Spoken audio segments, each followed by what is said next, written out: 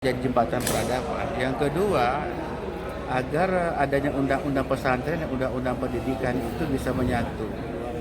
Nah, kita juga mendorong supaya segera ada undang-undang pendidikan dan keagamaan.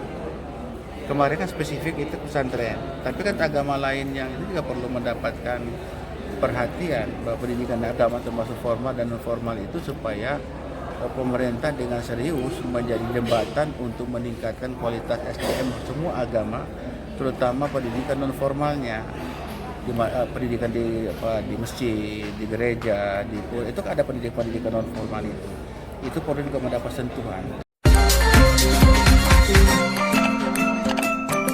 Tambah pertumbuhan ekonomi, pemerataan dan juga pemberdayaan mendapat sentuhan supaya agama yang dianut itu mendapatkan pengajaran yang inklusif, yang ramah, yang membangun rahmatan lil alamin, membangun kebersamaan gotong royong.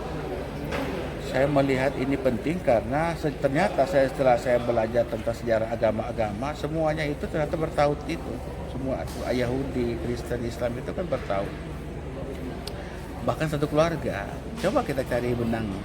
Iya, benang merah sejarahnya supaya tidak saling berantem karena kepentingan politis mencampur urusan ideologi kan. Pak, bisa nama kampungnya apa Pak yang kesulitan transportasi itu? Banyak di NTT. Saya di Lamakera. Di antaranya apa itu? Saya di Lamakera, Pulau Solor.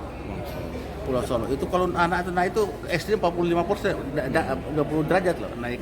Penduduk juga udah banyak kan? Banyak, sudah Madrasah Aliyah tuh.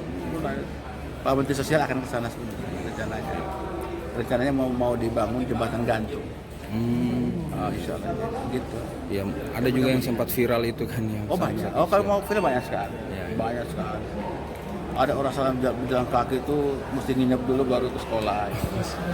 Banyak. Oke deh ya. Tonton ya.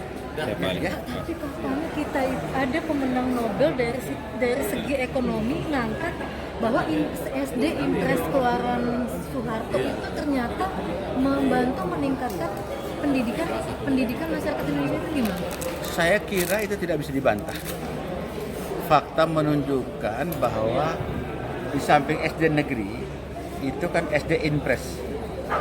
Impres itu kan instruksi presiden zaman Pak Harto. Sekarang masih berjalan. Dan di desa-desa sangat membantu sekali.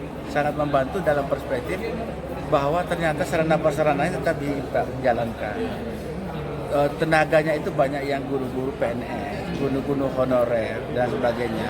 Dan mereka proses perjalanan pendidikan itu pembelajaran masih berjalan dengan bagus. Terus dana desanya jalan nggak di sana? Dana desa ya bervariasi kan tergantung kepada peran pemerintah daerah kaitan dengan mendorong supaya dana desa itu 1 miliar itu dapat berjalan dengan baik, mengcover kebutuhan dasar yang ada di desa. Termasuk pendidikan. Nah oleh karena itu menurut saya titik fokus itu memang tidak semua mencapai sasaran.